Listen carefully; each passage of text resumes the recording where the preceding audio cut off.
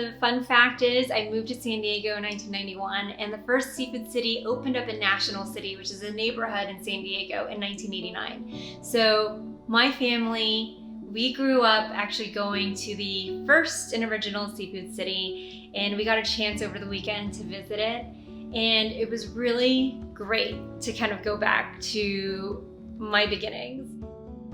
So I lived in North County, which was about 40 minutes to an hour away from the store. It was a big trip, and we did that like every other week. My parents had to have an ice chest in the back to transport all their fresh fish and vegetables back home.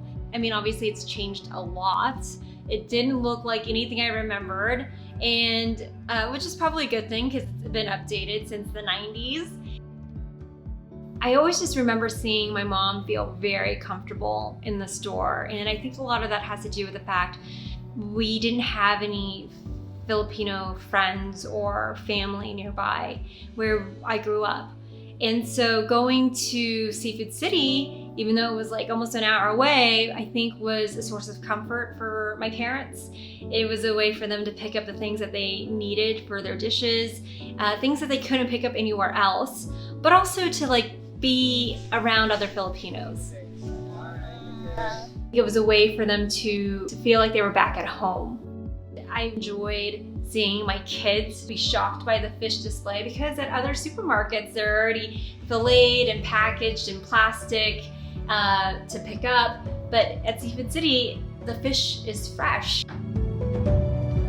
I loved going there because we always picked up hot pandesal. Pandesal was so good, you could just eat it plain, and we also got a snack.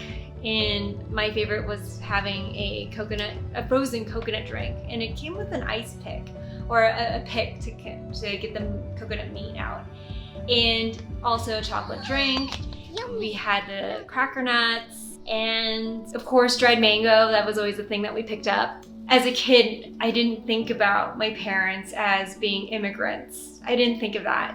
I didn't think about all the challenges they had to go through to acclimate to being in America.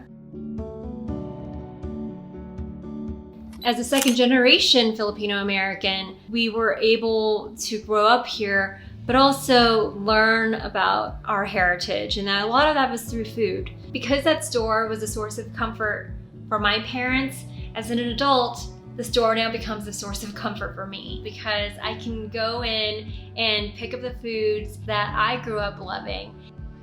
The adobo with the rice is good. Does it? Thank you for watching my video. This was my story to tell, but this also happens to be the true Filipino immigrant story of so many Filipino families in North America.